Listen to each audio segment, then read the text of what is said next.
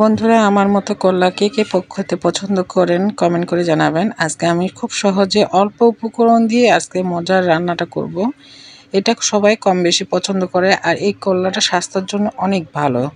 যাদের ডায়াবেটিস তাদের জন্য তো করলা অনেক ভালো, প্রেশার ডায়াবেটিস। তারপরেও স্বাস্থ্যের জন্য যেহেতু অনেক ভালো, আমরাও কিন্তু খেতে খুব পছন্দ করি। তাই করলাটা আমি এভাবে পাতলা পাতলা করে মাটিতে বসে কেটে নিচ্ছি।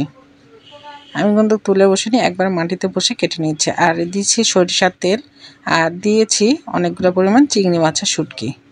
আর করলা ভাজাটা চিংড়ি মাছের শুটকি দিয়ে করলে কিন্তু অনেক খেতে ভালো লাগে। আর দিচ্ছি কাঁচা মরিচ, বেশি পরিমাণে কাঁচা মরিচ আর পেঁয়াজ কুচি দিতে হবে, তাতে খেতে অনেক ভালো লাগবে। দিয়ে ভালো করে একটু হালকা করে ভেজে নিতে হবে যেন শুটকির ঘ্রাণটা ছড়িয়ে পড়ে।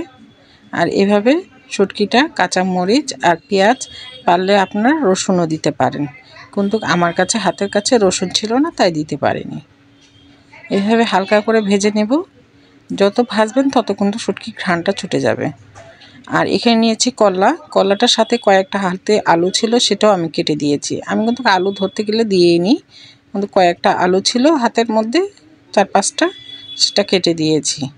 আর দিলাম করলাটা কিন্তু আমি লবণ দিয়ে মেখেও নিইনি, আমি ডাইরেক্ট করলাটা দিয়ে দিয়েছি। যেহেতু তিতা, একটু করলাটা তিতা, অনেকে খেতে পছন্দ করে না, কিন্তু এভাবে রান্না করলে খেতে কিন্তু অনেক ভালো লাগে। এখন দিচ্ছি পরিমাণ মতো হলুদ আর স্বাদ মতো লবণ দিয়ে ভালো করে করলাটা ভেজে নিতে হবে। এই করলা দিয়ে আপনারা ভর্তা, মাছ, তারপর আরও বিভিন্ন ধরনের চপ খেতে কিন্তু ভালো লাগে। করলার চপ কি কখনো খেয়েছেন? করলারও চপ বানানো যায়, একটু তিতো তিতো হয়, কিন্তু খেতেও ভালো লাগে। আপনাদের সাথে আরেকদিন সেটা শেয়ার করব। আপনারা যদি খেতে চান তাহলে আমি আপনাদেরকে করে দেখাতে পারবো। কারা করলার চপ খেতে পছন্দ করেন অবশ্যই কমেন্ট করে জানাবেন।